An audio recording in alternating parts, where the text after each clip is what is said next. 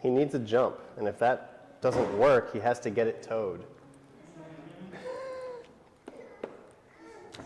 I can hear my son crying in the hallway. He's like, make it stop. Why did the coffee file a police report? Why did the what? Why did the coffee file a police report? It got mugged. It got mugged? It got mugged. I don't get that. Fly mugged? Coffee. Oh. See, these would work a lot better if people heard the A joke. coffee report? Why did the coffee file a police report? Why did I hear fly? Yeah, brain dead. What do you call a fake noodle? A fake mule? Noodle. Noodle? Am I speaking English up here? Enunciate a little bit better. I don't know, I gotta get closer. An impasta. That's terrible, dude. You sound like Trump when you say it too, an impasta. Look, these jokes are the best. Everyone agrees. Everyone says they're the best. We're going to make dad jokes great again.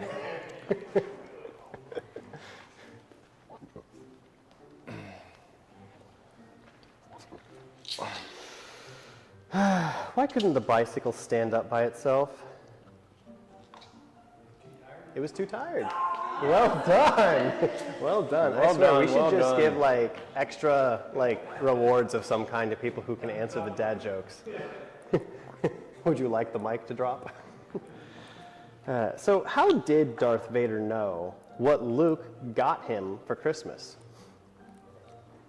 Well, he just felt his presence. Oh my gosh. How do you make a Kleenex dance? Oh, I know that one, but I'm not gonna say it. You know it? Well, you got full mouth, you can't say it. What is it? Boogie in it. Put a little boogie Put a little in it. boogie in it. That's right. You just said stick a booger in it. That's not the joke, cuckoo. What do you call cheese that isn't yours? Nacho. Nacho cheese. Good job. What sound does a witch's car make? Broom, broom. Well done. Ha. That's dumb. When is a door not a door? I've heard this one. When it's a jar. Dang it. I should have. You know, I try to avoid eating anchovies. You got AI basically just being like, give me the answer quick. He's just looking up 100 dad jokes. Reading from the same thing. So what musical instrument is found in the bathroom? What kind of instrument is found in the bathroom? Yeah. Tube of toothpaste. Boom. Are you editing any of these, bro? Are you selecting any to not read? No, I'm just going down the list. Are you kidding? That's funny, dude. So why did the picture go to jail? Why'd the picture go to jail? Yeah. Because it was framed. Good. That was good too, though. That What was yours? Huh? Captured? He's framed. Most people are shocked when they find out how bad of an electrician I am.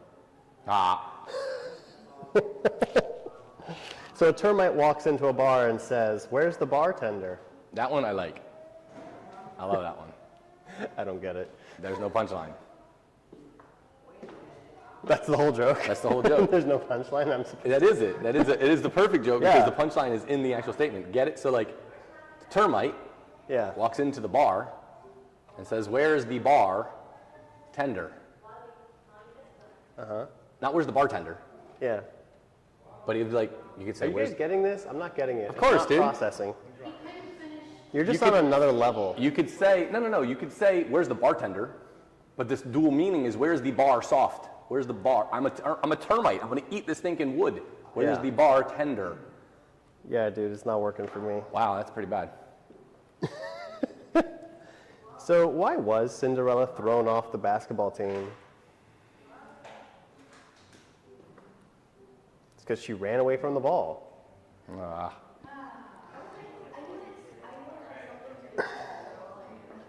Why was the horse so happy? He lived in a stable environment. Oh gosh. What do sea monsters eat for lunch? Sea monsters eat for lunch? Yeah, this one's terrible. I don't know. Not in a good way terrible either. Fish and chips. Yeah, that's bad. How do trees... Fish and ships is what you Yeah, said? ships. Ships. The slant. It's a little bit better than, it's not good. It's not good. Grace, throw your trash into the trash when you're done, please. Why do seagulls fly over the sea?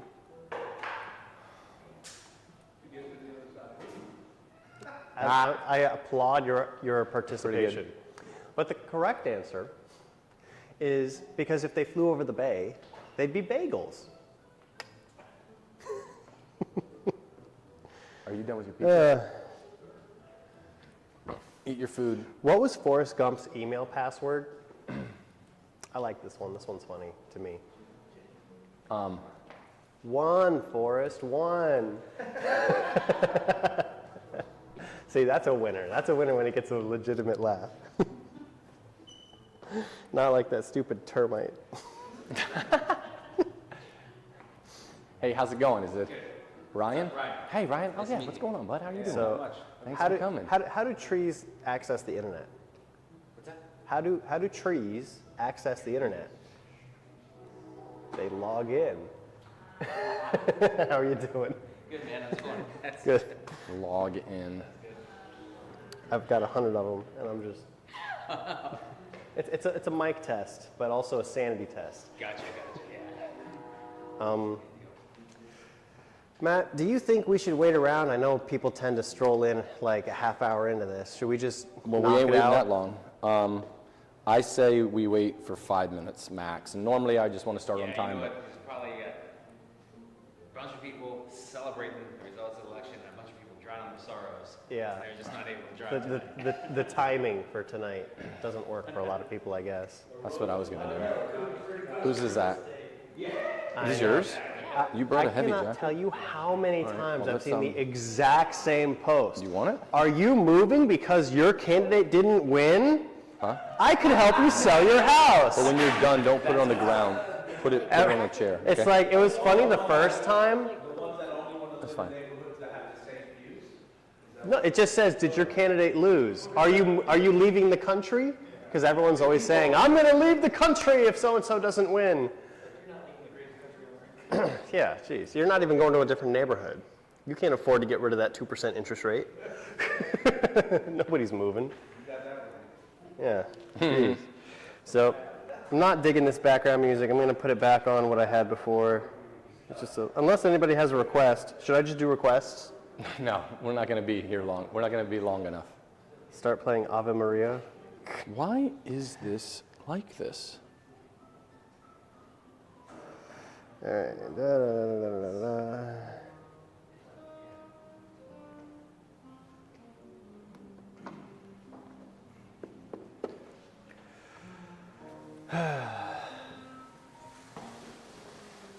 You're gonna take some pizza home with you, right? No. All right. I'll have to give the pie to somebody else. We'll get rid of it. It's good though.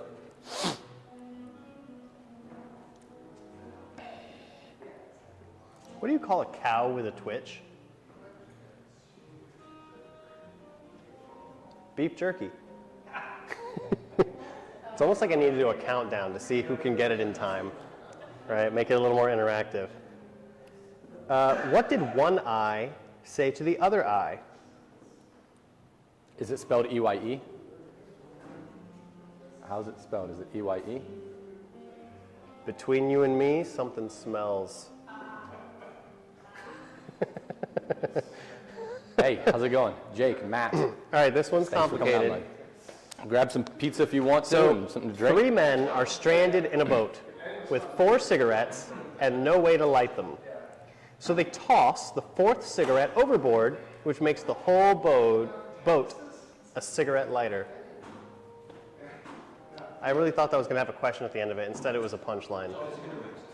I can say it again in case you didn't catch it, right? So 3 men stranded in a boat, 4 cigarettes, no way to light them. They toss the 4th cigarette overboard, which makes the boat a cigarette lighter.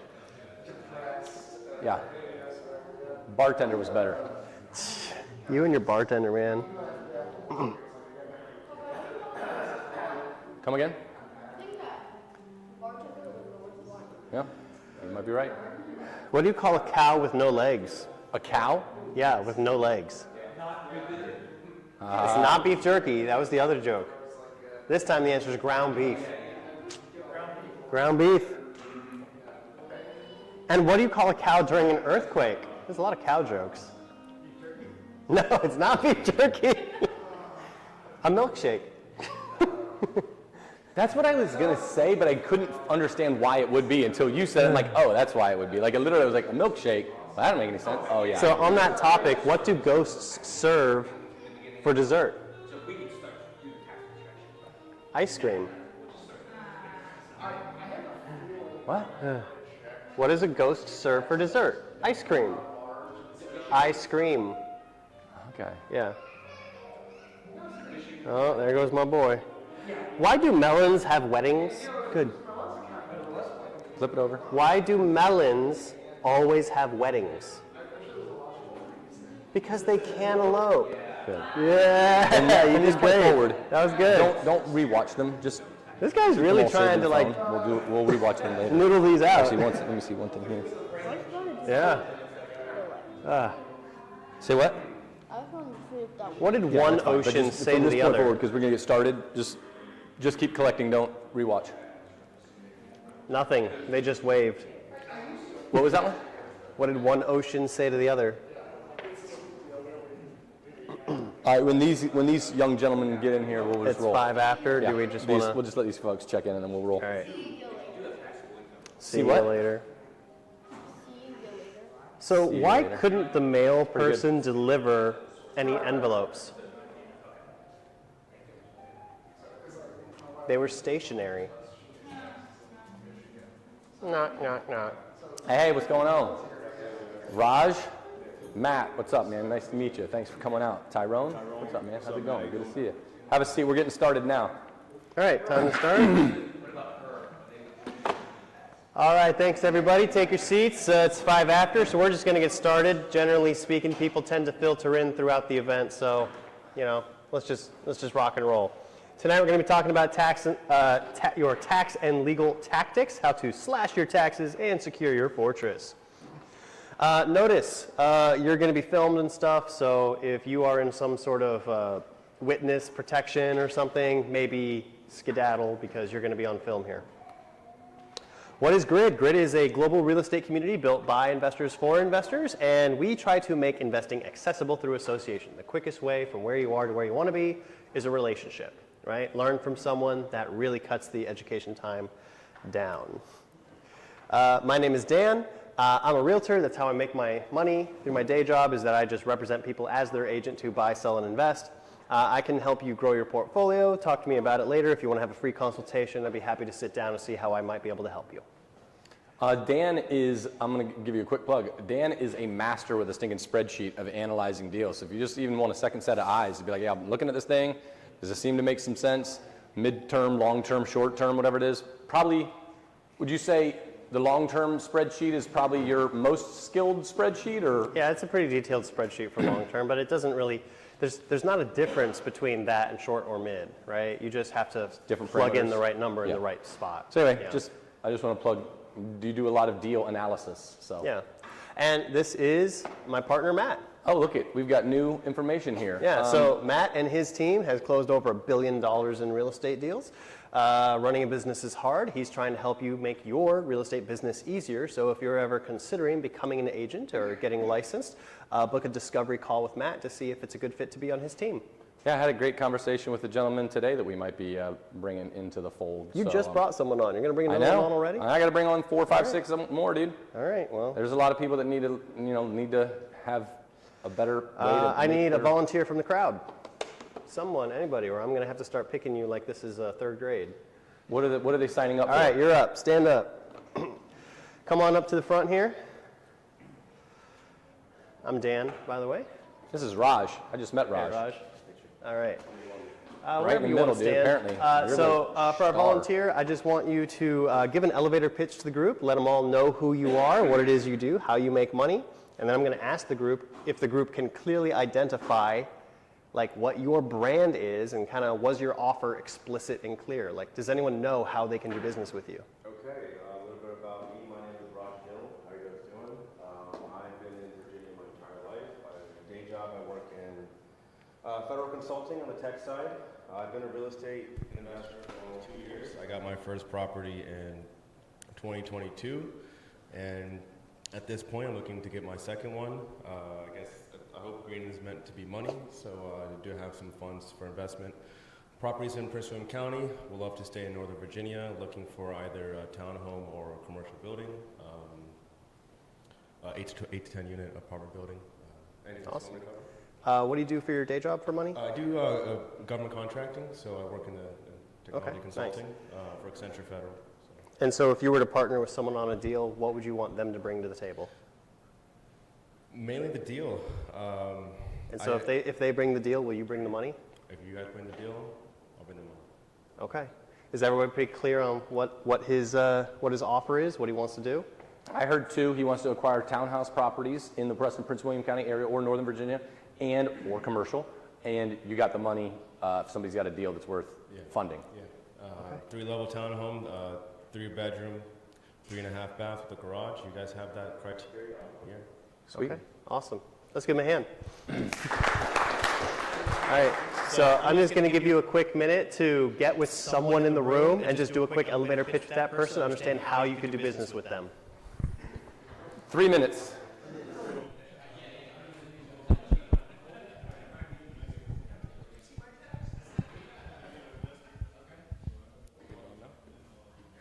Might as well leave it on.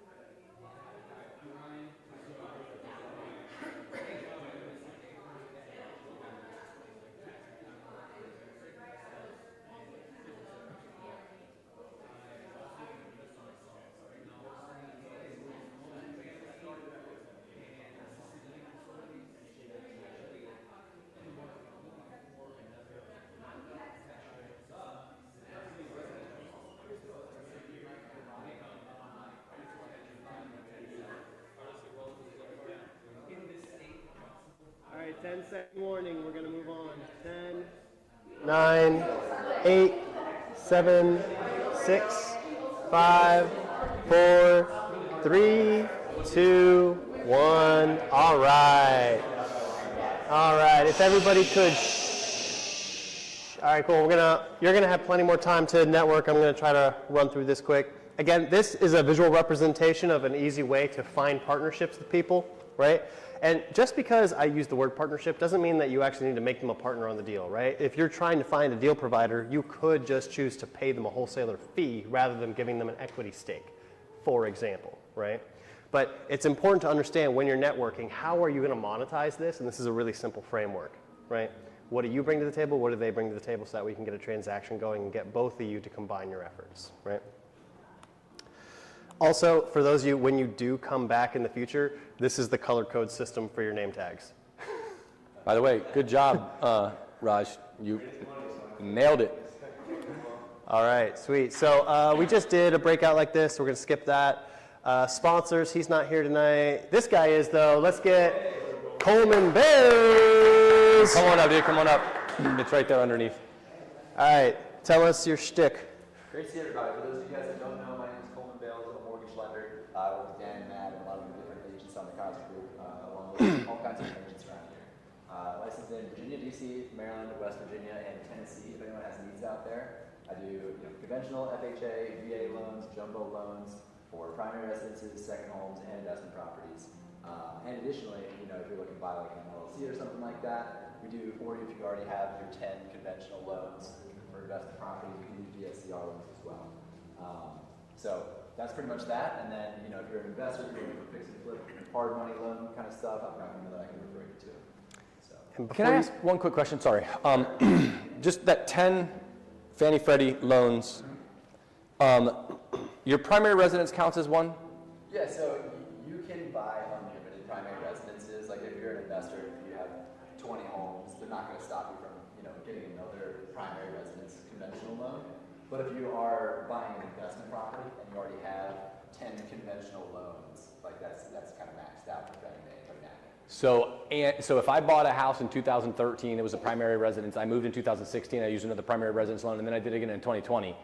As I've kind of kept those trailing rental properties, those become part of the 10 when I buy a new primary residence. I can't say it was a primary when I bought it, so they don't count against it, correct? They are going to count against it as I move. Yep, if you're going to move, even the primary residence you had in the past are no longer your primary residence. You're buying a new primary. Those are investment properties now.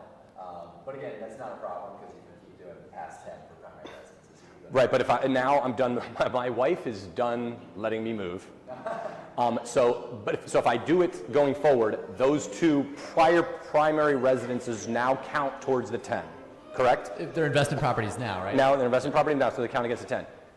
When I pay off one of them, I remove one of the 10. It's only 10 active loans. It's not 10 historical homes that have had loans, so to speak. Correct. You got it. Okay. All right, let's give him a hand. Awesome. Thank you. Thanks, guys. Not here tonight, not here tonight, not here tonight. Rule of thumb though, we do have a ton of sponsors, so if you need something, a referral, we know someone who can help you out, okay? We have a referral raffle that we're gonna be doing, but I'm not gonna do it right now. I'm gonna do it a little bit later on tonight, so I'm gonna skip this for now. We're gonna come back to it. Just so you know, it's the Bigger Pockets book on tax strategies that we're gonna be giving away to one of you, all right?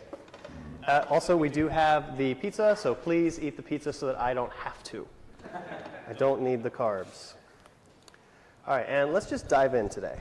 All right, tax and legal tactics. So important legal stuff, not a CPA, not any of that. Don't sue me, right? Do your own research, talk to your own professionals. This is just, I'm just a guy, we're all talking. If you want to get real advice, talk to Ryan. He's our guest speaker tonight. Ryan, raise your hand so they all know who you are. Woo! All right, cool. So we're going to discuss this as sort of a narrative to touch on a lot of different ways that you might be able to save taxes or create a legal structure to protect your fortress. I'm going to start off with Sarah. Sarah has no significant wealth, but her father is a successful investor, and he teaches her how to earn a large active income is the key word by building businesses that either wholesale or flip real estate. Before she starts, he advises her to set up LLCs that are going to be taxed as S-corps so that her active income business can reduce this self-employment tax dramatically. Does anyone have experience doing that before, either because they were a realtor or because they have a wholesaling or a flipping business? That self-employment tax is painful to pay. So this is one way to reduce the amount that you're going to be paying out. Refer to as the F word, FICA. Yeah, that's right, that's right. And of course, since you are building out a business for your active income, it's going to be important that you also have bank accounts for proper accounting, okay? So that's how she gets started, right? She then starts to deduct a lot of expenses as well. Things like marketing, your office costs, your professional fees for different kinds of professionals that you're paying or the education that you're getting, your vehicles, proper mileage. I just went through and swiped on my Mile IQ app because I'm a realtor and I drive freaking all day long, and it's just like, you know, this was personal, this was business. That way I'm tracking it so I can reduce the amount of total taxable income that I'm going to have with all these deductions, right? So by having that business and by tracking all these different expenses, you can actually try to reduce your total tax that way. Okay, so far so good. Healthcare related deductions. Sarah also decides to deduct her health insurance premiums because she is self-employed, and that snags her a nice little tax break. She also decides to open a health savings account with her pre-tax dollars for medical expenses, which can further reduce some taxes.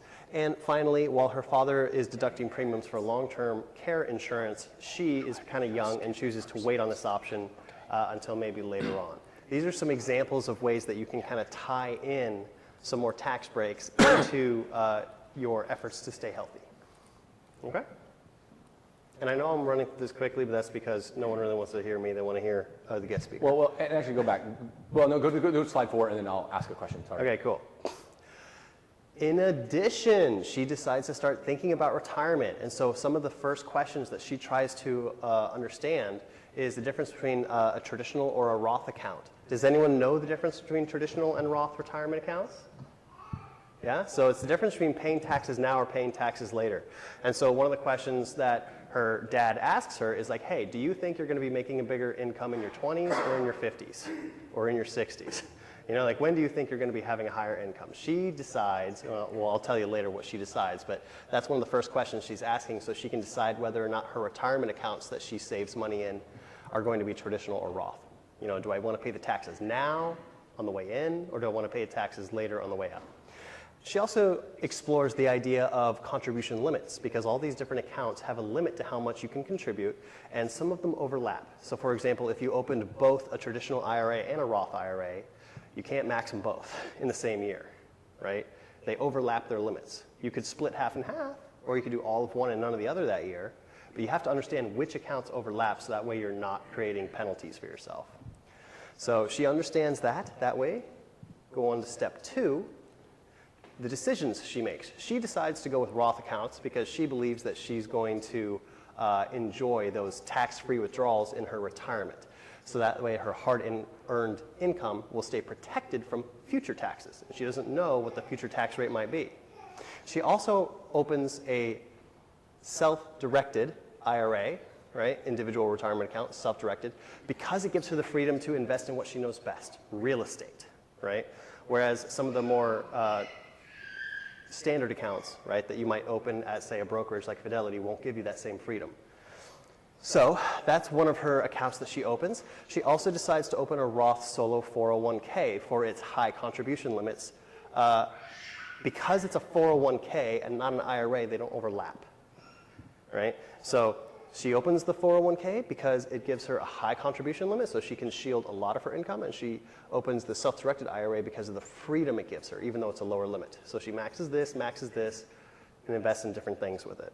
Does that make sense? Cool. All right, hold on one second. Let's go back. Yeah. Going through a lot of stuff. Questions, thoughts. What can you help?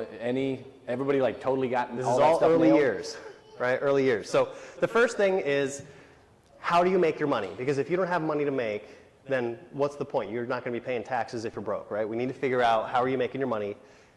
That's going to be your active income. So you're going to be creating an S-corp in order to protect yourself from one of the biggest, most painful taxes, which is that self-employment tax, right? After that, you take advantage of all the deductions. After that, You include deducting your health care. That's an important consideration. Then you want to start thinking about retirement. So, traditional versus Roth, pay now, pay later. And then which accounts are you going to open and why? She chose Roth for both. She chose, the type of IRA she chose was self-directed for the freedom to go into real estate. She chose the solo 401k because of the high contribution limit. So that all makes sense. Yes, and just to be more of a discussion than a lecture, thoughts, questions, concerns, pushback, ideas, anything. Yes?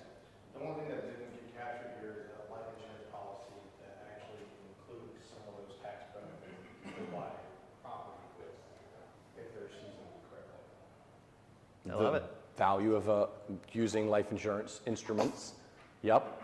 One thing that I'm no expert in any of this stuff, but these Roth accounts do have, often, maybe not the 401k piece, but do have certainly this self-directed, do have relatively low limits compared to other types of options. So therefore, they may grow a little bit slower with you only being able to contribute a certain maximum per year as compared to other types of things. If you have a large active income, there are some constraints to that. Correct me if I'm wrong, but can we do a backdoor Roth account where they can put it into a regular one and then convert it? But you can't have an existing traditional IRA. But Okay. Traditional or SEP IRA, simple. But so there is a way around it, sort of, though? Yeah. Yeah, so there is a sort of a way around that.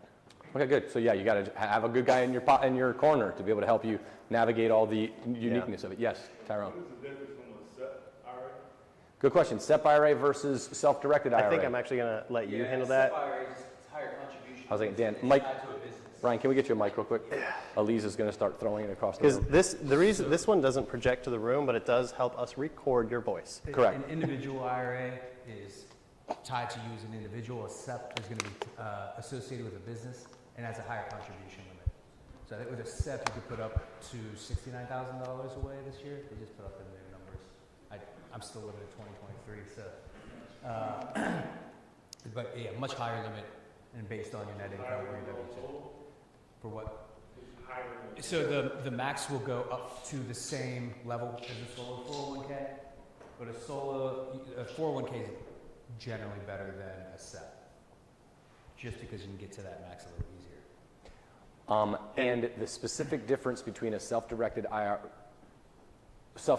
a SEP, are those? No, there's really no difference. Those are interchangeable terms. So it's like individual IRA, SEP IRA, Or 401k. simple They're all just different. Gotcha.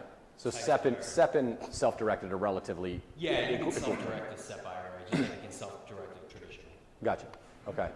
Yeah, and there's also a simple IRA, Yeah, right? simple IRA too. And a couple Also other, tied to there's a couple other employers. things out there that exist Yeah, as well. your best bet if you're individual is just a traditional Roth IRA, and then if you can do the solo 401k, better than a SEP. The SEP's good, or SEPs come with special rules. If you hire another employee, Yeah. you can really kind of. Yeah, there's like, It's all employer contribution, so your employees don't put anything in. yeah. I generally just recommend sticking with the traditional and Roth individual accounts, and then a solo 401k if you have a business. The solo 401k, does that typically have higher expense ratios and or cost of maintenance compared to others? You're going to probably pay a couple grand in administrative costs to maintain that Per year. Couple- Right now, there's pretty nice tax credits that basically cover about the first $5 grand of that. So if you're a small business, open up your 401k. It's good for 3 years, so you can basically have the government pay it. So they handle everything for you. They transmit the money. Okay, yeah. So but Mel, that's a 401k product you're talking about? It's called individual 401k, solo 401k. Basically, if you have a business or something like that, you can set that up for yourself. The limits are still the same. So if you have an employer and you have solo, you cannot go Do past they the manage they manage all the funds for you? You manage funds. They let you self-direct it? Okay. Self-direct. You can do all the mutual funds and everything under the umbrella of that investment. A self-directed solo 401k for business owners is what I heard through Vanguard and a couple others, where it's very little to no maintenance costs. You pay whatever the fund charge, right? Gotcha, the expense ratios on the funds, period. There's no investment advisor charge, investment higher investment fund, Right, but there is no administrative fees from the because it's self-directed. It's not because it's self-directed, that's just the I product. probably should have had like a summary of like the 5 things to consider when it comes to retirement accounts. So the But we'll talk more about it. The 5 things, if I had to summarize them in my head right now, would be number 1, are you paying now or later for taxes, right? That's the first consideration. Second one is what's the contribution limit? Third thing is, does that overlap with my other accounts? Fourth thing is, what can I invest in? What are the restrictions, right? Am I stuck to like financial products, or am I able to invest in like gold and real estate and stuff?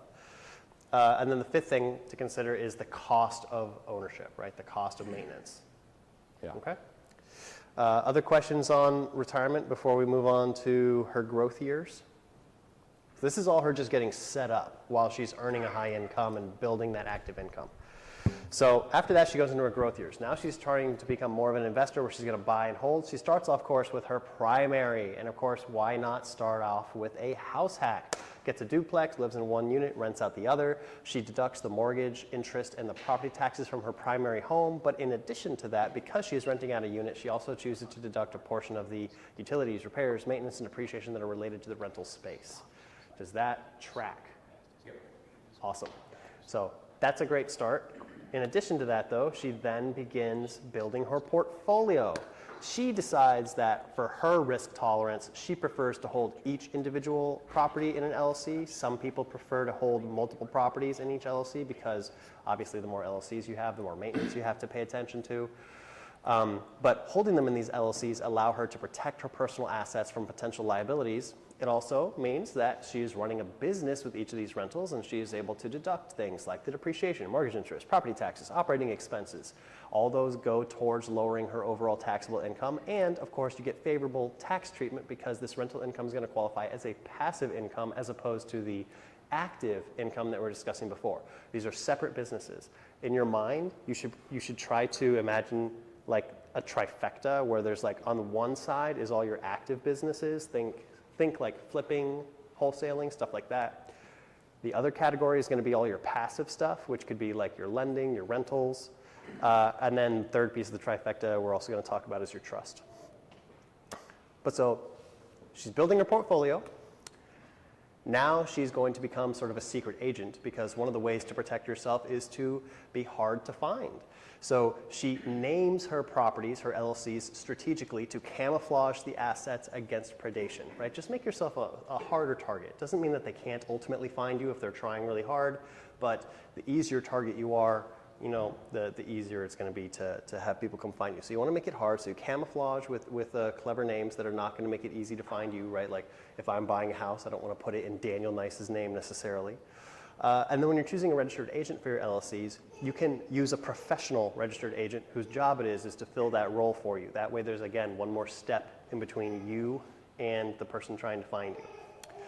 And of course, insurance is going to be important at this stage if we're talking about protecting yourself, so consider both liability and umbrella insurance overall to protect against these potential lawsuits and financial risks. Yeah? So the strategic part's a bit new to me. I know you want to hide your assets and protect yourself. Could you talk about that first point, why she would want to camouflage her assets against predation? So people, yeah, you just talk about that. Yeah, I mean, it's a litigious society. People will try to find you. They will try to figure out who's the owner of this property, who can I screw, how easy is it? And there are people who are professionals at this. It's kind of what they do in life is they run around screwing landlords. We've all met people like that. So one of the ways you protect yourself is just by making it that much harder because it's the same logic that they'll teach you in a self-defense class. If you hold yourself out as an easy target, you're more likely to be victimized. Could you give me an example of a tactic? Like you're saying that they want to look after landlord, or weak landlords will take advantage of it. Give me an example of a scenario. It's just the naming of it, right? Don't put it in your name. Make the LLC. So. I'll give you one. You've got a long-term rental property on the market for placing a tenant. And they pretend like they're a tenant. that are looking out, and they are looking for you to do and or say something and or scouring your ad to see if you're violating, say, fair housing laws, where they would say, hey, the reason why they didn't accept my application is because they are prejudiced against whatever protected class, doesn't really matter. And then they say, I'm going to take you to law, I'm going to take you to court unless you pay me. I'll settle for $30,000. But if you don't, I've got this documentation, this, I recorded our text message exchange, and you were biased against me because I've got young kids, whatever it might be. And so they can try to manufacture ways that they could potentially have viable, a potentially compelling lawsuit. That's great, Zach. Thank you. That makes Yep. piece this together for me. Yep. Good teamwork. All right. Other thoughts on this? Yeah. Do you guys like recommend any particular state to form your LLC in for anonymity, like Wyoming or something? All of mine are Virginia LLCs. I had my estate planning attorney help me kind of, go through it. The Delaware thing is not something that they were like, I don't think you're really going to be getting any particular benefit. Plus, I think if it's in the state that you're in, it does make some of the management of those LLCs a little bit easier. So unless you're doing something really dynamic, probably the state that you're in, I think, is kind of what I've been advised. Yeah, what I've been told is just the state that the asset is in. Have it be native to where the actual business is taking place. You can create more convoluted structures where you have like LLCs inside of LLCs, and those are inside of trusts. It just depends on how risk averse you are, what are you trying to protect, and how much are you willing to pay for that premium. Yeah. There's just some camouflaging the assets. Like, you could probably just, like Virginia LLC, you just look up the owner of the LLC, right? Well, hence the registered agent.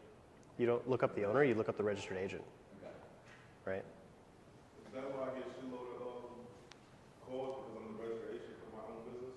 Yep. That's why you're getting those calls. Yeah, there's probably a bunch of other reasons. Geez, aren't we happy that Well, the election's and over, so we're also, not like, going when to you keep getting get texted just all the stinking political ads? But probably doesn't help. Yeah, and if you're getting served a lawsuit, that's who they serve it to, right? The registered agent? Yeah. Ryan. A couple things. So I don't know if you guys know what a registered agent pretty much does. It pretty much captures all your legal documents, and God forbid you got served for something, it's another source of all your information. So if you're yourself as your registered agent, you're gonna get all those messages. If you miss it, good luck. You just gotta make sure you have to track all of it. Secondly, your comment about being kind of buried into the LLCs, you can do that. Because I consider doing it myself, but there's another layer kind of how dynamic and how expensive you want to get in terms of burying yourself into anonymity. You can use land trust, you can use business trust, you can bury that in with LLCs that are within that space. You got trusts that are only in LLCs, so you're kind of in and out that way. Like you bury that into life insurance policies and all these different things you start burying in there. And depending on where you are, these guys have also said holding an asset in the state. These LLCs are driven by states.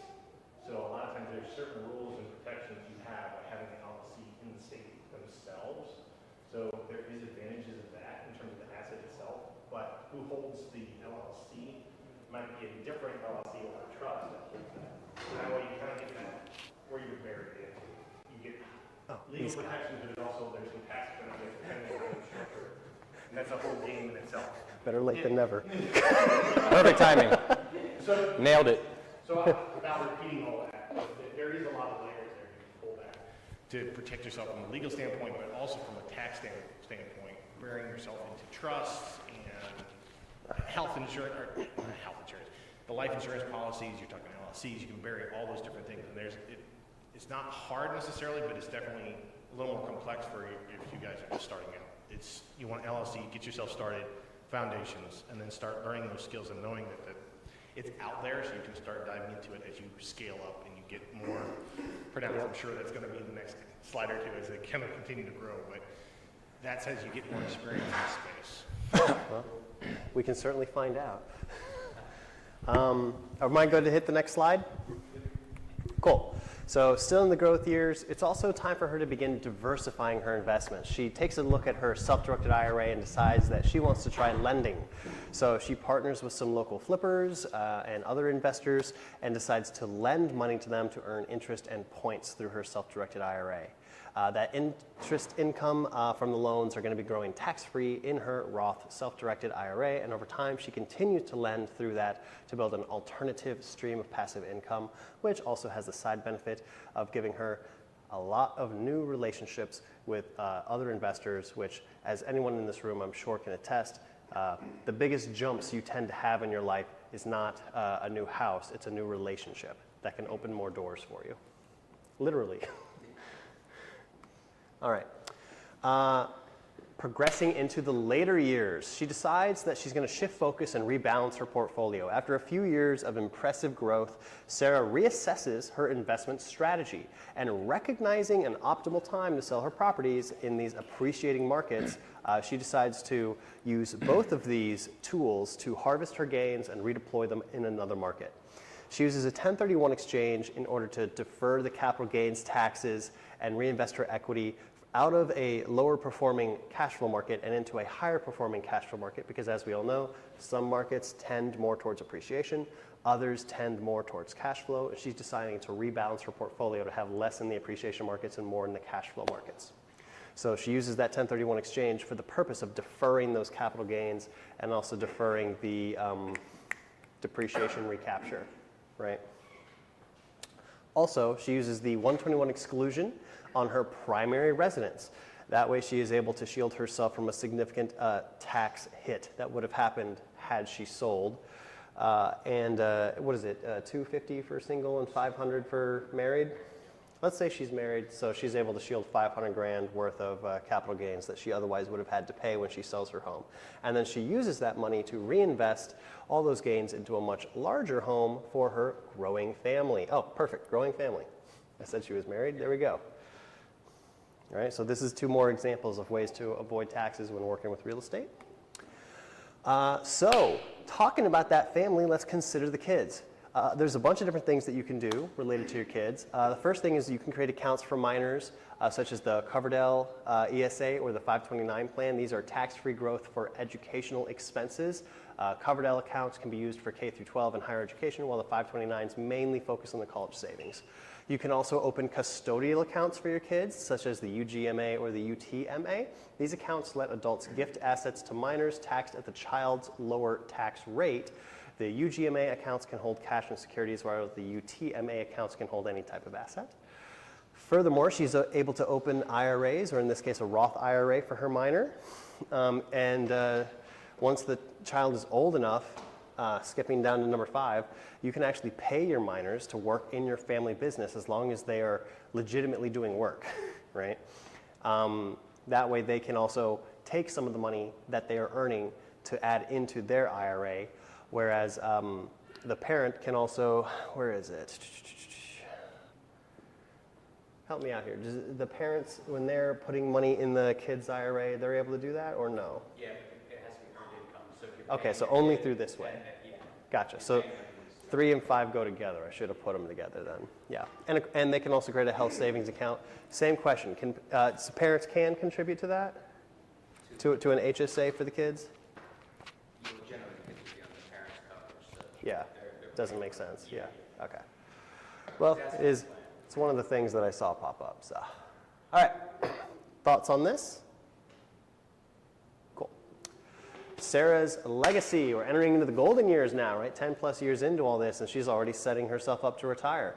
Sarah establishes a revocable living trust so that way she can bypass probate and ensure a smooth private asset transfer from her estate to her heirs and try to reduce the costs in doing so. This trust will simplify the tax management for her heirs by maintaining a stepped up basis, minimizing the capital gains on inherited properties, and she integrates life insurance at this step, where she is going to be putting her life insurance into an irrevocable life insurance trust to ensure the death benefit is excluded from her taxable estate. I mean, at this point, I'm just reading the slide.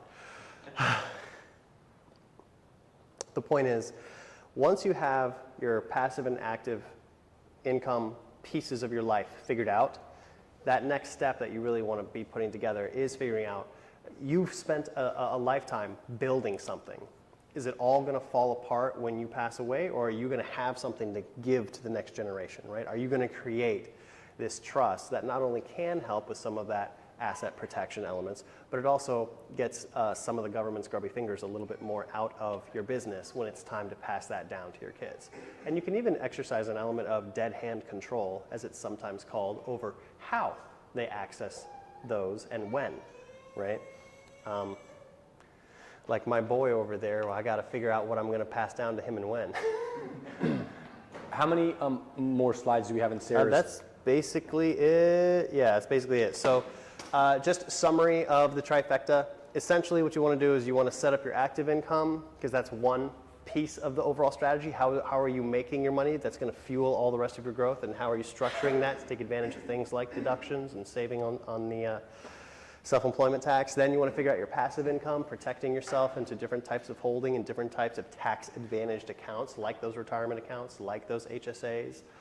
And then finally, you want to wrap it up with some estate planning and life insurance. And yes, sir. I'm assuming it's the active income, passive income, you keep them separate. Yep. Separate businesses. They both funnel into your trust, though. Yep. Eventually, you should control everything and own nothing. So one thing I just want to mention, and having gone through a lot of this stuff recently myself, is I do kind of believe that there is an importance and even maybe a beauty in simplifying things, right? We went through a bunch of stuff here, actually enough stuff to cause paralysis, in my opinion. Because you look at it and you're like, dude, I don't even know what that, like how many things do I have to kind of master? And granted, you can always hire an outside professional who is going to take that over, explain what you need to understand in bite-sized chunks so that you can start making forward momentum. But I would just encourage anybody to say, look, I don't need to understand everything. I kind of need to understand what's the next thing that I need to just put into place. Understand that, and that does require to some degree understanding probably some context around that. But understanding that, taking that next step because you get it enough to take action, get that into place, learn a little bit more, expand, kind of like you were saying, Ryan, there's a lot that you can do. But I've found when first being introduced to all of the potential strategies and options and tools and so on and so forth, that if I can't kind of keep it simple and straightforward for me, I just end up delaying stuff, which doesn't help anybody to kind of get where they want to get, if that makes sense. So, awesome. Sorry. I was just going to say, we're going to take like a 5-minute, just chill, eat some more pizza, please, so I don't have to. Talk. A few more people came in, introduce yourself to them, and then we're going to bring up our guest speaker. Okay? Perfect. 5 minutes.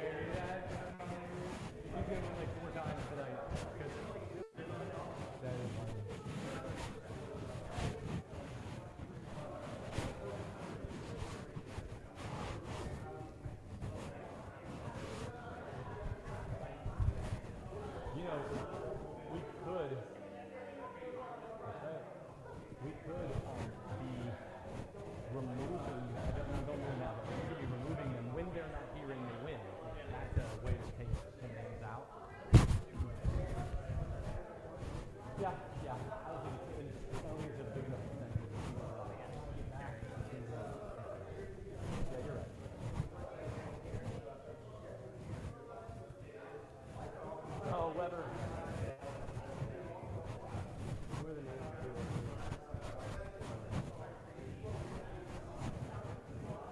It's probably these people, right? For the most part, these are the new ones? Do we have one? Yes! Winner, winner, chicken dinner! I need you to record this. Took me a Can couple we get spins to find a winner, but we've got a winner for today's raffle. Perfect. Thank you. I know, dude. You've earned it. Rock and Can roll. you guys also for that camera or no?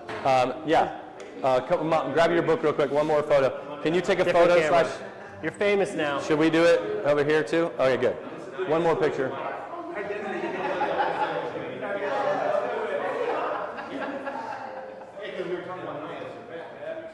It's not flashing. All by the way. right, let's welcome up to the Very good. stage our guest speaker for the day, Ryan. Woo! All right, so your stuff you sent me is right here if you want to use it. Okay. All right, have fun. All right, awesome. What's up, everyone? My name's Ryan. I'm gonna snag up, Ryan? this. And CPA with a Actually, you know what? focus Pizza. on real estate investors based in Herndon, Virginia. Sorry. Yeah, this is just for the recording slash streaming. Thank you. And today I'm going to talk to you about one of the best tax strategies out there that you can use to qualify. And that's getting real estate. I expect a full book report. Just kidding. All right. So real estate professional status, it's basically an IRS designation that allows you to deduct all your rental losses. So before we get into that, I'll give you a little history about the area that governs the passive activity loss section of the IRS code. That's where you can find this real estate professional status. So prior to 1986, basically anyone that invested in real estate or any other activity that generated losses could just write that off against their active income. So from a tax perspective, all of your income's either passive or active. Just like we were talking about with Sarah, she had her active businesses over here and her passive businesses here. Well, passive businesses or passive activities have special rules that disallow losses. So your passive losses can only offset passive income unless you qualify for an exception. And if you have losses in excess of the passive income, then it's going to carry forward to future years. It's not like it's lost, it's not gone. You eventually get to use it, but you're not going to be able to deduct it against your non-passive income. So prior to 1986, great time to invest in real estate. You can deduct all your losses. Congress saw this as being somewhat unfair. You had a lot of high income earners using real estate to generate losses, and they were using that to offset their active business income or high W-2 wages. So they created these passive activity loss rules. Well, the passive activity loss rules disallowed these losses for everybody. So a few years later, I think it was 92 or 94, after getting lobbied by a lot of real estate groups, like construction companies and brokers and agents, they were kind of putting forth the argument, like, look, we're in the real estate business. We should be allowed to deduct our losses, just like a doctor can deduct losses from one office against another profitable office. So they created these real estate professional status that kind of gives a workaround, which changes your default passive classification for your rentals to non-passive. So by default, all of your rentals are considered passive, whether you're actually materially participating in them or not. So you have passive activities are basically any business that you do not materially participate in, and then rental activities, whether you materially participate or not. So it's a little bit more strict when it comes to rental properties. So real estate professional status, all it is an exception to the rule that classifies your rentals as default passive. So there's three ways you can deduct your rental losses. One, qualify as a real estate professional. Two, dispose of the property if you sell it and you have suspended losses. they become released at the time you sell the property. Or 3, if you have active participation and your income is less than $100,000, there's a special allowance of $25,000 that can be used to offset your active income. But today we're going to focus on number 1, which is real estate professional status. So can I just repeat back what I think I heard? Yes, absolutely. And feel So- free to ask questions, anyone. So the current law, the tax law states that you cannot use passive income, and let's use as an example, a long-term rental property loss against your W-2 income. Those are separate categories. Currently, the default is you can only use passive income losses against passive income. Yeah, passive losses against passive income, active losses against active income, et cetera, but there's a barrier built up between the two of them. Yeah, exactly. The way through that barrier is the 3 things that you just showed. One is the real estate active, REPS, real estate professional status. real estate professional status, and then the other 2. Can you the second bubble? Sell your property, so dispose of it. So if you sell Got your it. property, all of any losses associated with it can be used to offset your The active income of selling it. Yep. Got it. And then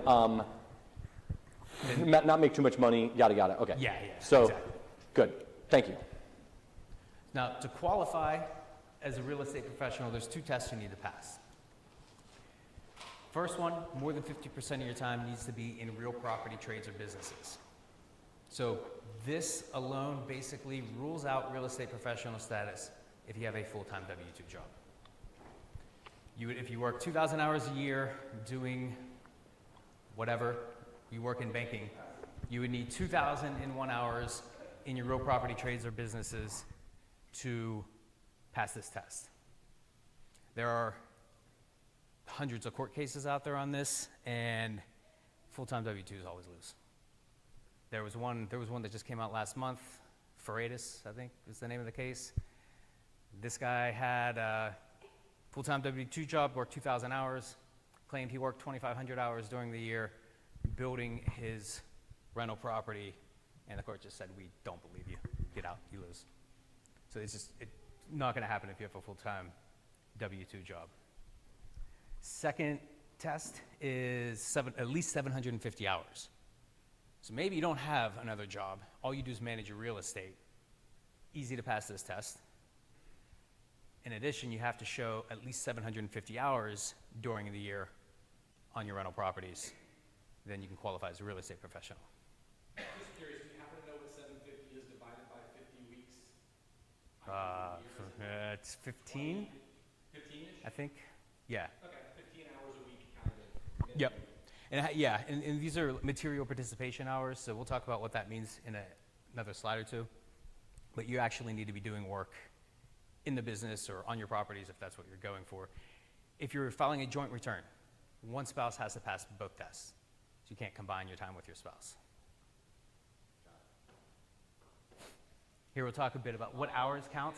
Assuming that one spouse has got, you can't, not just combine hours, but one can't be doing 750 and the other Yeah, correct. One spouse has to pass both. both tests.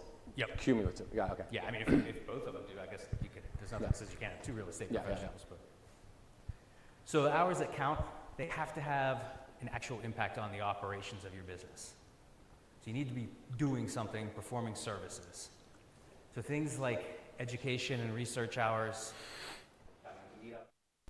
that stuff's not going to count as hours that would go towards your real estate professional status. Travel time also not going to count. So you want to make sure you're getting that 50% of your time and the 750 hours with work that actually has an impact on your business.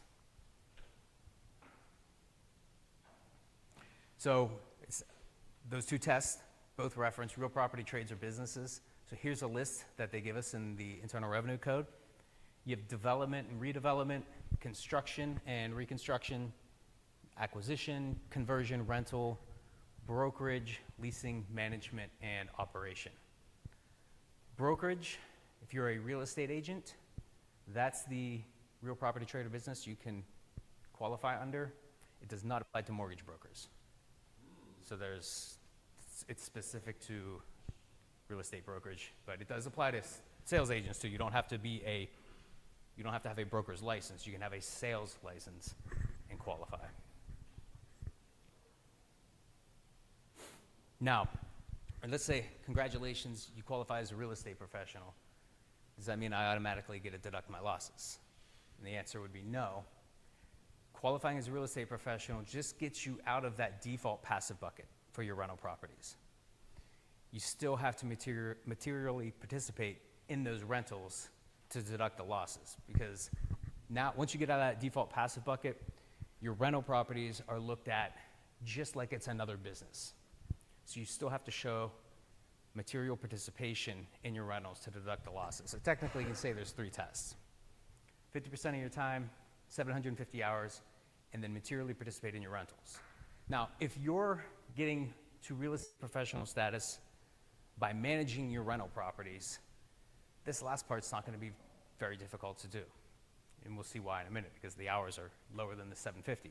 However, if you're a real estate professional because you are an agent or you own a construction company, that's one activity. You're qualifying as a real estate professional here. Your material participation time needs to occur on your rental properties that you're trying to deduct the losses from. So they're 2 separate things, potentially. Oh, this is the material participation? Yeah. Yep, exactly. The material participation doesn't have to be 750 hours. It just has to be material participation. Yeah, exactly. So material participation is basically, it's considered any regular, continuous, and substantial participation in an activity. Participation means is work done by an owner of an activity. So you have to be an owner to get any of this. If you don't own the property, you're not going to deduct the losses anyway. But there's 7 tests in the regulations to qualify as materially participating. First 3 are the most common for real estate. So you have participation of more than 500 hours during the year, so less than 750. Your time is substantially all of the time, which basically, in an IRS audit, that means everything. You do everything. If they see someone else's time, they're going to try to throw that out, and you're likely going to have to fight it in tax court to get them to actually define the word substantially, because it means different things in different places of the IRS code. But if you're doing everything, there's not an hours requirement. You do everything yourself and pass tests too. So that's an important detail. Hypothetically, you've got 5 long-term rentals, and they might not really take 500 hours, but you don't have a management company, and when there's a leaky faucet, you're the one calling the plumber to get over there. But hypothetically, in an annual year, it's only going to take you 75 hours for the year. You're good, as long as you're not having somebody else manage those properties? Well, it's anything related to the property. So when you call the contractor, his work can take you out of this one.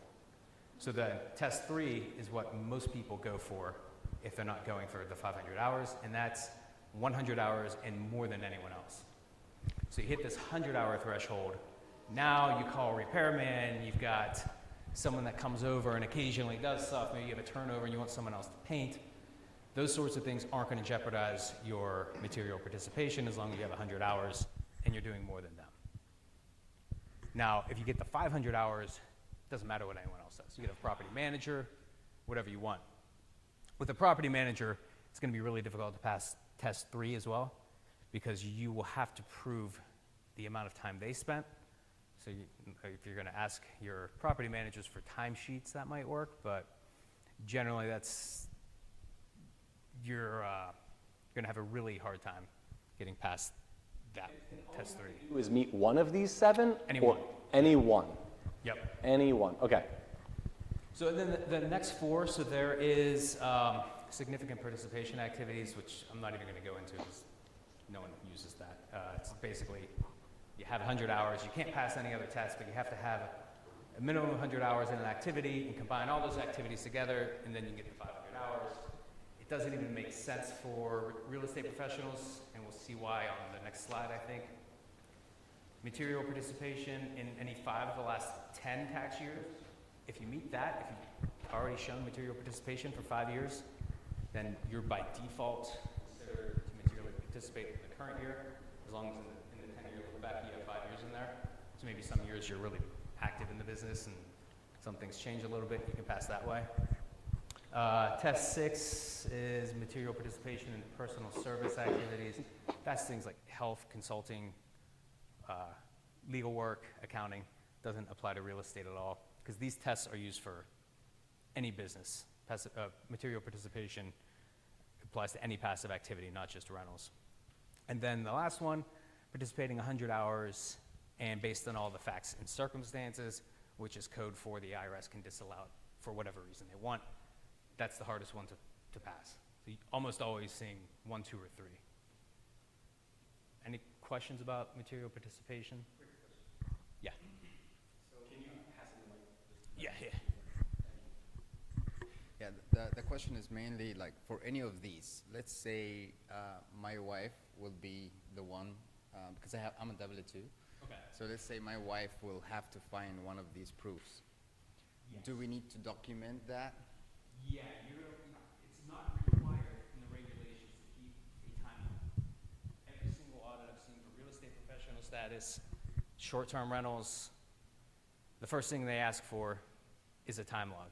If you can't produce it, you're going to have a really difficult time. They'll start poking around everywhere because, one, they're going to assume that you're not organized and your records mistakes in, and you'll have to sit down with them and try to pull together everything you did from a calendar or some other, like they're going to ask for a source document. It's okay. You said you spent 5 hours working on the property on September 12th, 3 years ago. What did you do in those 5 hours? You fixed something. Where's the receipt for what you fixed? They're going to get into that level of detail. Generally, if you have a good time log, they're going to look at that and be like, this person's organized.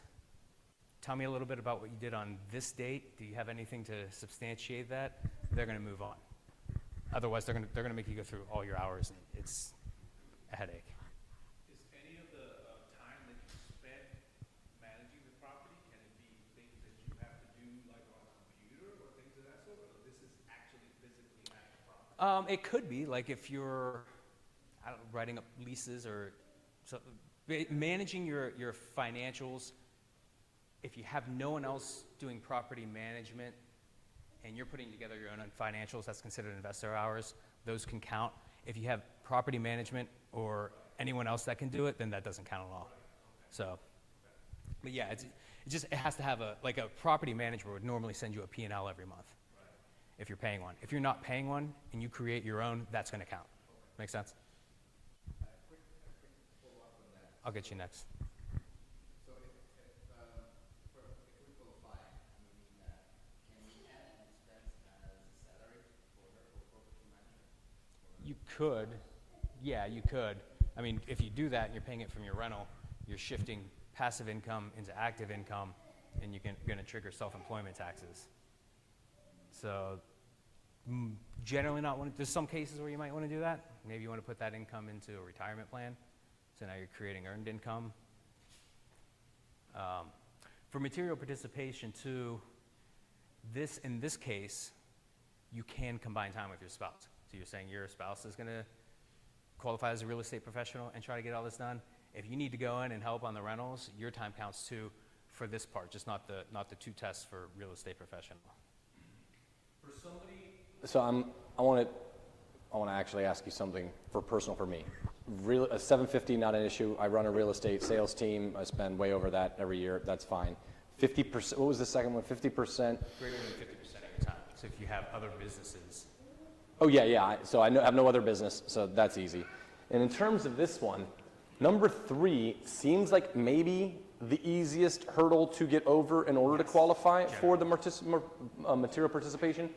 Taxpayers' participation is more than 100 hours and more than anyone else. So as long as across all of my real estate assets, we're talking about 2 hours a week, 50 weeks, 100 hours, 2 hours a week, doesn't have to be documented unless they audit you and then you wish you had the documentation.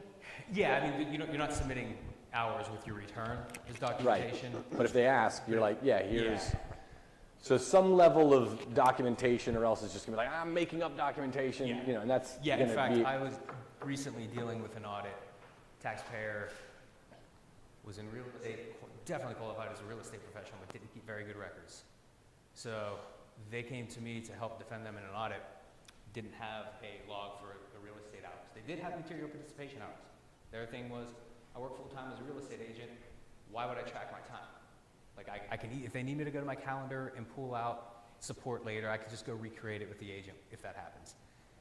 In the middle of the audit, it was kind of early in the audit, before we got into the weeds on the hours and before they got them pulled together, they had a stroke and died.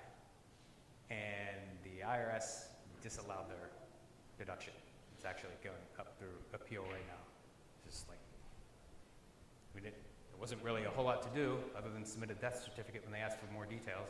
Say, that's what we got. So now that's going to depend on the auditor. Some will actually act human and say, okay, full-time real estate agent sold in the six figures, her income is in the six figures for the last several years, we can just go with it, but it's kind of luck of the draw on that. But so this taxpayer, 100 hours, 2 hours a week or so, and more than anybody else. There's nobody spending more time than you. Correct, yeah. And ideally, some level of documentation of what those 2 hours / 10 a month or whatever it might be that you're going to be. And documentation is, what does that normally look like that the IRS is cool with? So generally, date and how long, number of hours, 2 hours, description of what you did. Simple Google spreadsheet could be. Yeah. In fact, that's a template I use. Is we just have an Excel sheet. Here you go. Here's the key things you need to have. Date, who did it, especially if you're combining time between you and your spouse on material participation, what you did, and that's good enough. Sometimes they might pick one or two things if you have a log and ask you to just explain more to make sure it's not like made up. And if they're looking at your bank statements and you were in Europe when you said you're fixing the roof on your property, they're going to look for things like that to make sure you're not just completely fabricating it. But if you have a time log to start, they're generally going to go pretty easy. That and having a good set of books or financials, whether it's an Excel sheet or a full-blown set of financials, having all that stuff together, they hand them a package when they come in, it makes their life easier, and they're going to make your life easier. And if not, like they look for people that are unorganized. I've had auditors tell me this because it's easy for them. They know they're going to get a finding. If they can find more money, that looks good for them.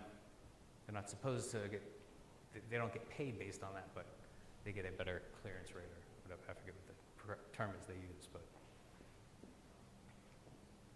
Okay. All right.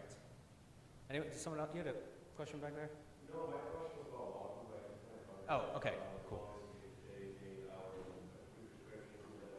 Yep, that's going to cover it.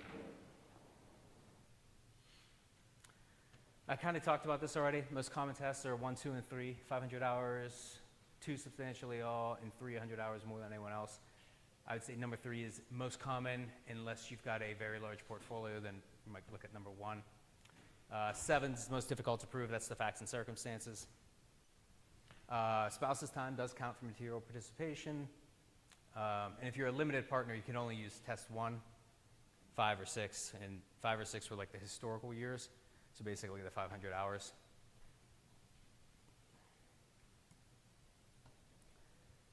So by default, the IRS looks at every single rental property as a separate activity. So when you need to show material participation, they expect you to pass one of those tests on every single property unless you make an election to group all your properties together. Then they look at you passing one of the tests in aggregate. So you have all your properties grouped together. Now if you're going for the 100 hours and more than anyone else, you got to have 100 hours on all your properties, whether that's 2 or 20. Much easier to do. Once you make the election, it's binding. It's supposed to be good forever. I always recommend just attach that statement every single year in case your return's audited. They don't have to ask you to go back and pull a prior tax year to show that to them, and they don't have to go looking at prior years. You want to keep their scope as narrow as possible. But if you miss it and you've made it in the past, not a big deal. Just something I generally advise putting it on there. That's interesting. Yeah, it's not They're looking at per property. property. Yeah. That's ridiculous. Yeah, exactly. But So you've got to group them in order to avoid that being the frame, the lens through which they're looking at this material participation. yeah, exactly. So this only applies to the material participation, and it's only available for real estate professionals. There's ways to group other business activities together, but this particular election that we're talking about here is specific to real estate professionals. It allows you to look at all of your rental activities as one.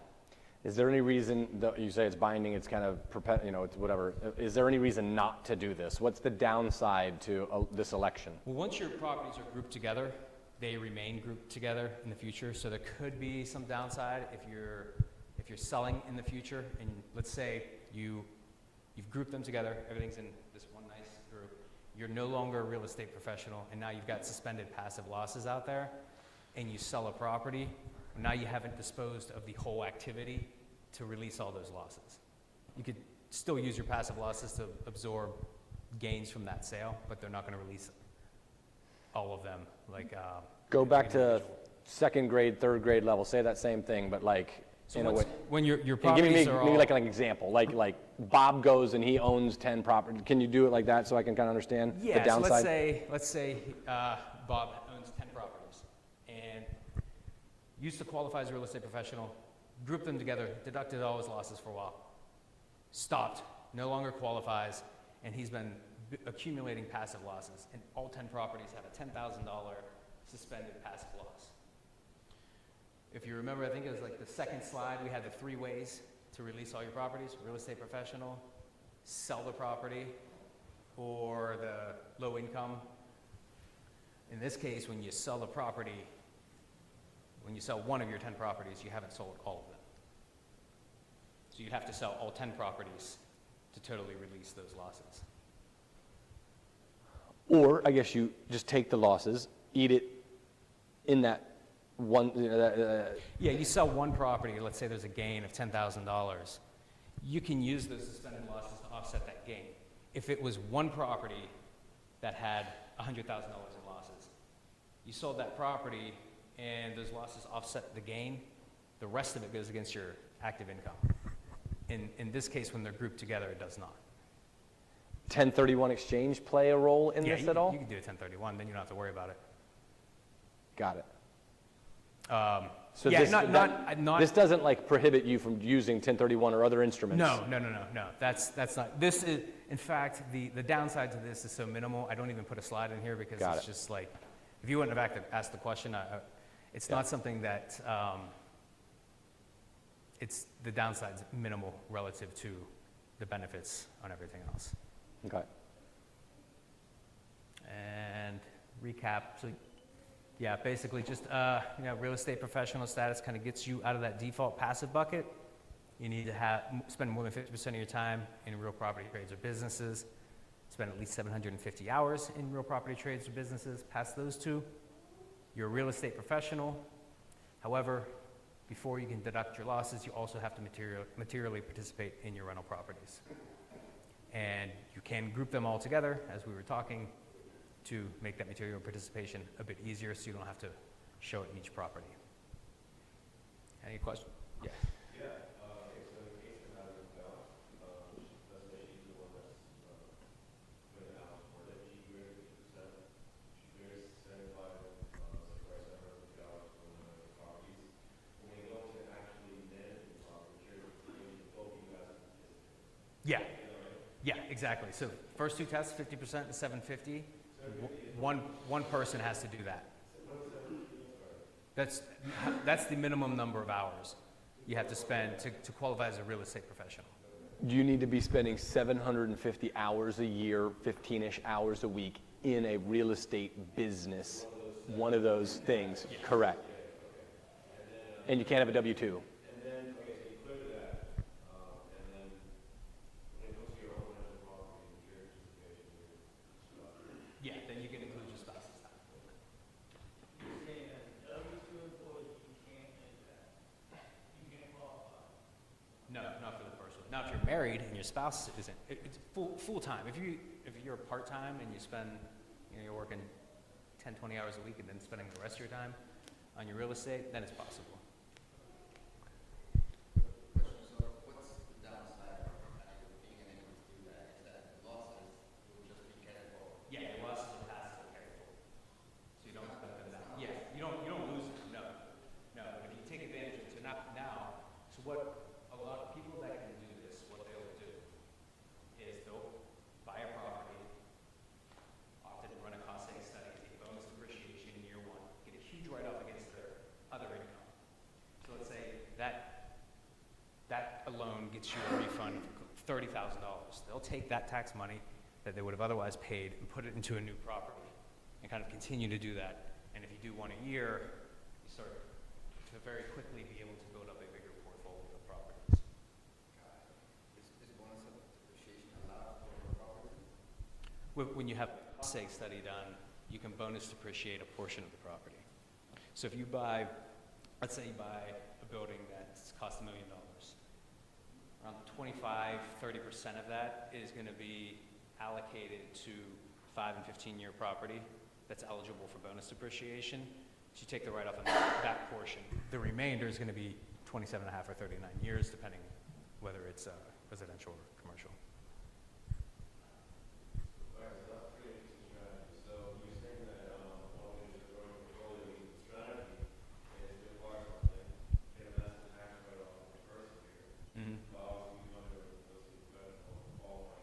Yep.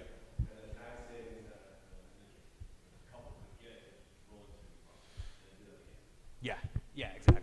And granted, you got to have like Dan talked about at the beginning, the active income that's coming in, ideally not from a full-time W-2, in order to say, hey, I would normally have to pay $30,000 in taxes, but I'm able to take this deduction through a rapid depreciation, i.e. cost segregation analysis on a property. So now I can write off a big amount. So instead of me earning 150, 250, whatever it is that I actually earned, not full-time W-2, but in some other business that would still let you qualify for this, or you and your husband, your spouse are kind of like, oh, he's got the $300,000 a year job, and she's the one that's kind of qualifying for this as a real estate professional. Then that $300,000 you're going to be paying, what up, 6, 7, 60, 70, 80, et cetera. But you're reducing that by 30, whatever, taking that 30, buying a property, and doing that as a cycle. But it's not, you know, like sometimes I hear this stuff and I'm like, oh, it's magic money. No, you got to have the big income that you're using to reduce taxes you'd otherwise pay.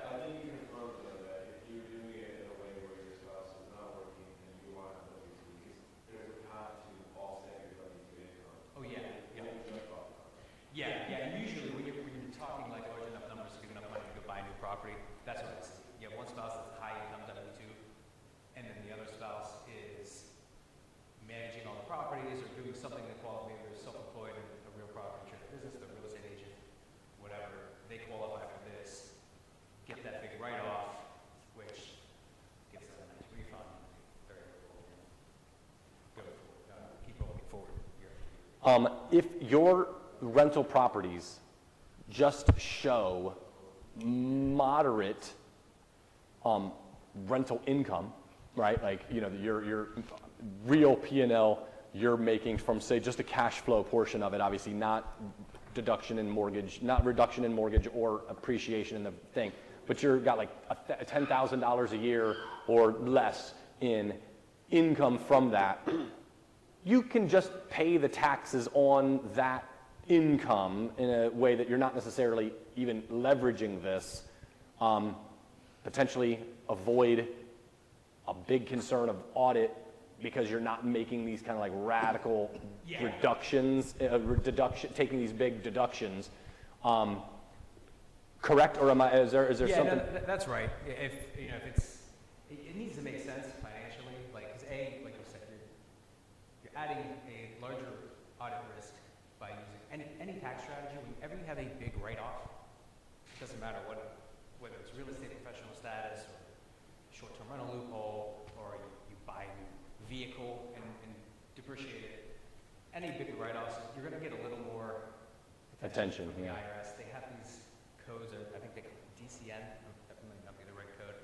All the different things on your tax return, they get a ranking. And the more high rankings you get, much higher your likelihood of audit is. So one's income.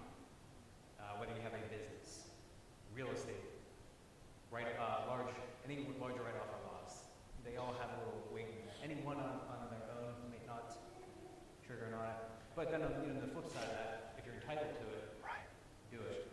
Oh, yeah. Thanks. If you're entitled to it, you should do it, but you make sure you've got all your documentation. Because then or not, it's not really, I mean, it's a pain in the ass because you have this annoying person asking you for all this stuff that, like, just leave me alone, I want to get on with my life, I did it right, I know I did, just go away. So you have that part, and it's a bit of a time suck. But if you've got all your stuff together, they can't just come in and start making things up. You'll be okay. Yeah, go ahead. Just briefly, you mentioned short-term rentals loophole. Yes. What's that? So that's another way, in fact, it's actually an easier way than real estate professional status to take rental losses against your business income or W-2 income. And all you need to do, if you have a short-term rental, the passive activity loss rules technically don't treat it as a short-term rental. Means you rent it for 7 days or less. The average customer stays 7 days or less. So you'd add up all your stays over the year, the days that you had rented out, divide it by the number of customer stays. 7 days or less, it's a short-term rental. You don't need real estate professional status. All you need to do is show material participation, and you can deduct your losses. So usually people use the 100 hours or more than anyone else, buy the property, place it in service, self-manage for the first year, have a cost seg study done, bonus depreciate it, take a big loss, and then just let it go, have someone manage it for you the next year, and let it go passive. You've got your money out of it from year one. But so that's not an exception to the passive activity loss rules, because under the passive activity rules, a short-term rental is by definition not a rental. They don't consider it a rental. They consider it a business. It's like a hotel. A hotel is not a rental, it's a business. Questions? Thoughts? Did you have a vacancy question still, Lou? Yeah, I was not asking that I heard something over there. Nope, you're good. 1031 is a cost of property. Do you carry forward, do you continue to carry on that depreciation? So when you 1031, whether there's a cost seg or not, your adjusted basis is what rolls into the new property for depreciation.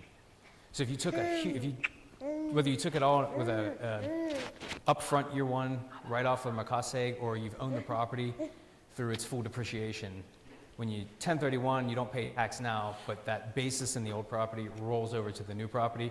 So you're trading off not paying taxes now, but your new property is going to have a much lower depreciation expense. Does that make sense? Yeah. Good. Any other questions? The only thing that I just wanted to just kind of mention is going back to the idea of keeping your world simple, or at least knowing how simple you want to keep your world. This is really stinking cool.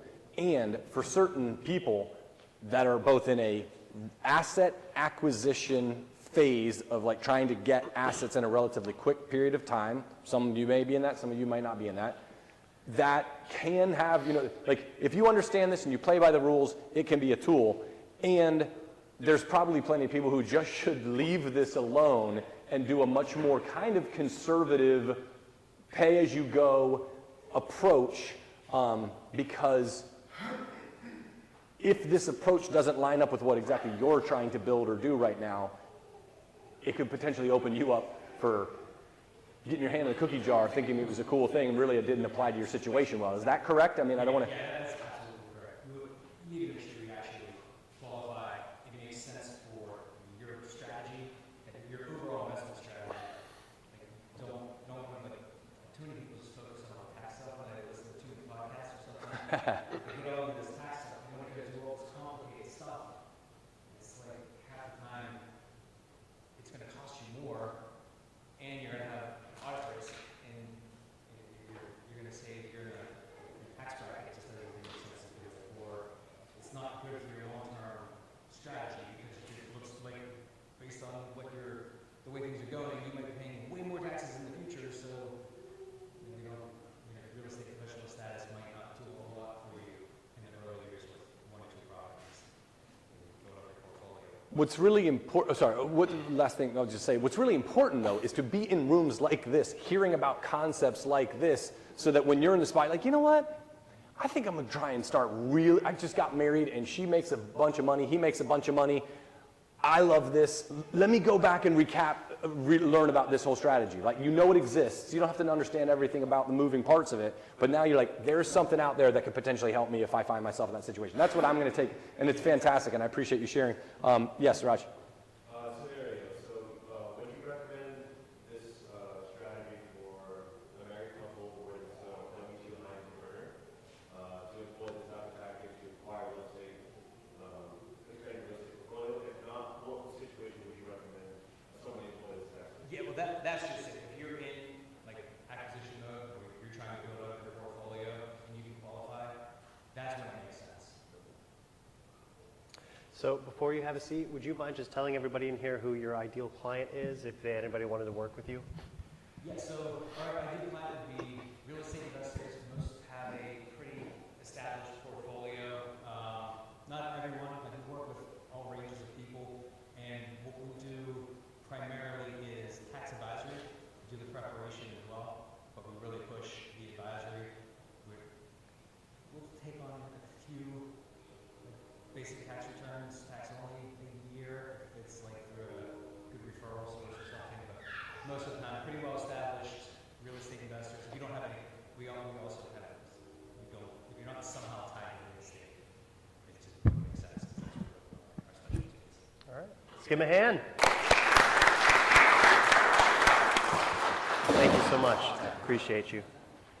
Anybody want to snap a photo of his contact info before it's gone? Give you a 5-second countdown. 5, 4, 3, 5, 4, 3, 2, 1. All right. Where do I got to go to? Pop. There he is again. Contact info again. All right, cool. Does any deal finder in the room have a deal that they want to shop to the room? Cool. Anybody got a deal they need to sell? Cool. We are coming up at the end of the year, so if you're a little bit competitive and you knocked the ball out of the park this year on a deal, submit the details to investor@gridmanassas, because next month, right? Are we in November? Gosh, Yeah. December, we have the big party where all the grid chapters all get together, and then we have the Deal of the Year award that Rob Chavez hands out to some lucky person because they took 5 seconds to write an email, and now they get tons of exposure in the local community. Everybody wants to come up and be like, "Oh my gosh, that was a really cool story. Oh yeah, yeah." And then you. So make what new qualifies for a deal? It could be, the most profit on an individual deal that, but it could be just like a really unique deal, a problem that you solved for somebody that, needed a problem to be solved. So think about the deals that you've done over the last year, and even if, I would encourage you to just kind of submit these because it's a lot of fun and gets you a little bit of exposure in a larger it's the community. wrong email. It's supposed to be invest, not investor. Oh. Can I fix this now? No, I can't. All right, I'll fix it later. Invest@gridmanassas.com. Invest@gridmanassas. All right, also we have the Grid Real Deal Guarantee. If you have a potential deal but you have no idea what to do with it, you're just like, this is a thing. I'm sure there's something here. What do I do? Just call us. We'll help you make it into a real deal. Asterisk, there has to be some actual gold there. If there's not anything that we can do with it, we're just going to have to kind of look at you and be like, hey, I'm sorry. Next steps, follow us, social media, write us a nice review. It would be nice. I'd appreciate it. That actually would be a great, on the meetup.com site, if you guys wouldn't mind. Yeah. I mean, especially with the great value that Ryan brought tonight. I mean, we should all get Yeah, and I bought you 5-star pizza. review. Come on, guys. Yeah, dude. Is my pizza not worth a review? All right, I'm going to turn on the music to indicate that we are now entering the networking portion. If you're not out of here by 8, they're going to get mad at me and send me a strongly worded letter. So please, I do not want the city of Manassas to be mad at me. They've been very nice offering us this very nice space. So have fun, network, make some money, do some deals, and be out of here in the next 25 minutes.